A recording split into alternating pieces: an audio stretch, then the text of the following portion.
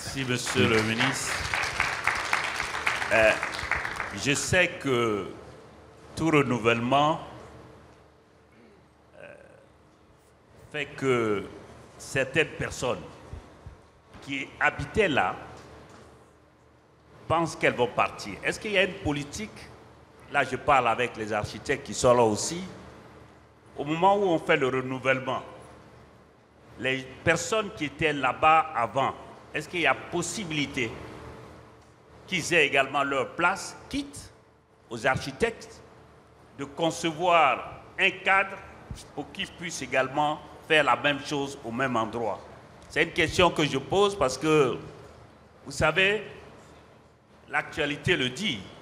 On dit on va rénover, ça va devenir joli, mais nous qui étions là-bas, on n'est pas pris en compte. Alors, monsieur le ministre, qu'est-ce que vous avez à dire à ces gens qui, effectivement, voient la pertinence du renouvellement, mais malheureusement, qui se trouveront exclus? Non, ces personnes ne sont pas exclues. Je voudrais commencer par les rassurer. Les politiques de rénovation urbaine, de restructuration, ici on parle de renouvellement, tiennent compte en réalité de plusieurs aspects. Et l'un des aspects, c'est, par exemple, dans le projet de restructuration, qu'on est obligé, malheureusement, d'apporter, par exemple, des équipements qui n'existaient pas. Équipements publics. Quand vous avez un quartier ancien dans lequel vous êtes obligé d'élargir les voies de circulation, vous n'avez pas d'autre choix que de déguerpir certaines personnes. Quand vous avez un quartier ancien dans lequel il n'y avait pas de marché, il n'y avait pas de stade, il n'y avait pas d'école, il n'y avait pas de collège, que vous êtes obligé d'en construire, vous êtes obligé d'en tenir compte. Et souvent dans les quartiers anciens, des exclusions ont été causées en raison du risque que les personnes avaient à être là. Parce que comme ce ne sont pas des quartiers qui ont été approuvés, qui ont fait l'objet d'approbation, les gens s'installaient sans tenir compte du risque sur des flancs de collines, dans les talwegs, etc. Donc au moment de restructurer un tel quartier, il faut prendre en compte tous ces aspects. Et cela peut nécessiter effectivement des déplacements de personnes. Mais nous souhaitons, et ça vraiment c'est un souhait, nous souhaitons, parce qu'aujourd'hui dans le monde entier, on parle de gentrification, on parle de mixité sociale. Donc l'idée c'est vraiment de faire en sorte que les populations puissent vivre, j'insiste là-dessus, pas loin de leur lieu de travail. Mais quand vous regardez tout à l'heure, j'ai parlé de 199 quartiers précaires dans la ville d'Abidjan, je pense qu'il y en a au moins une centaine justifiées par la proximité avec le lieu de travail. Parce que vous qui êtes assis ici, souvent vous ne savez pas où loge votre boy, où loge votre chauffeur, où loge votre cuisinier, etc.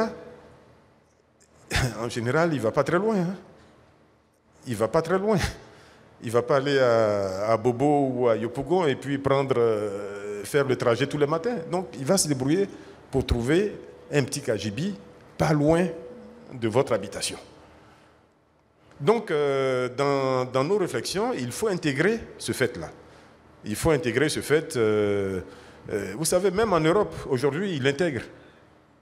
Vous allez, je n'ai plus le nom de la rue en tête, mais vous allez à Paris, vous allez à Neuilly, vous allez voir qu'il y a un HLM, voilà, qui pourtant est entre les bâtisses UP, mais c'est un HLM, donc de personnes qui payent à peine 400 euros, 500, 600 euros et qui vivent là.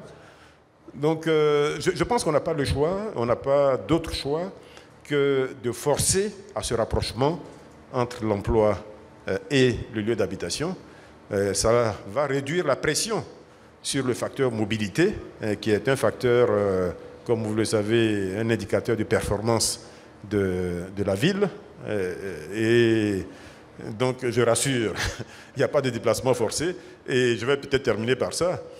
Les personnes qui sont sur ces sites sont les premières concernées par le projet, qu'il soit de restructuration ou de rénovation à mener. c'est important de le dire.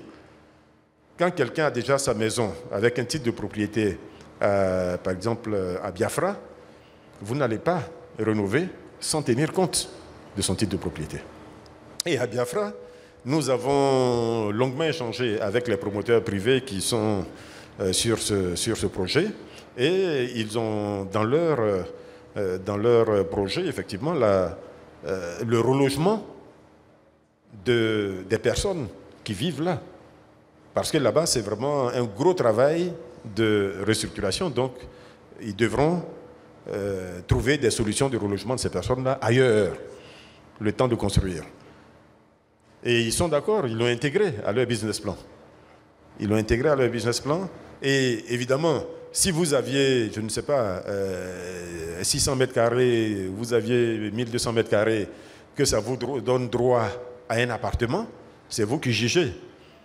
Si vous souhaitez revenir habiter là, ou si vous souhaitez rester ailleurs et puis mettre l'appartement en location. Parce que l'appartement, il va avoir de la valeur. Il va avoir de la valeur. Et c'est comme ça que nous essayons d'expliquer ces projets de restructuration, de rénovation, de renouvellement aux populations qui sont dans ces noyaux anciens et qui souvent ne comprennent pas l'intérêt de ce projet. Merci beaucoup. Tout le monde est rassuré.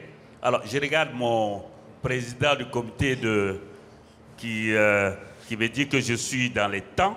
Il reste une petite minute.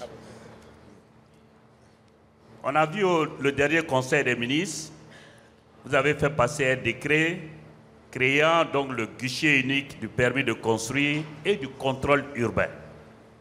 Est-ce que vous pouvez nous en dire un mot pour conclure? Vraiment, en une minute, ce que je dirais, c'est que ce qui a été ajouté, c'est et du contrôle urbain. Donc ça dit tout. Jusqu'à présent, nous avions un guichet unique du permis de construire. Et nous nous sommes rendus compte de deux, trois choses. Premièrement, ce contrôle urbain était assuré en centrale, en réalité, au niveau du ministère, alors que nous avons besoin vraiment d'en faire une institution forte, qui est présente tous les jours, qui agit, qui est contrôlée, qui est gérée, etc.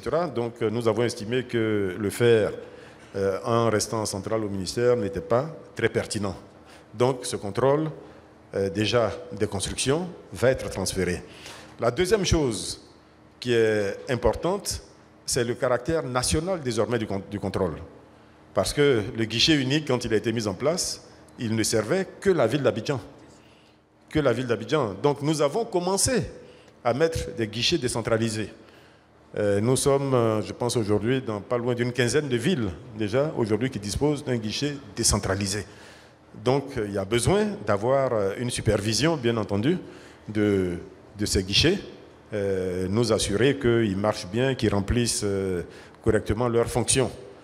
Et la troisième chose qui est, à mes yeux, peut-être la plus importante, c'est le contrôle dès l'amont des lotissements.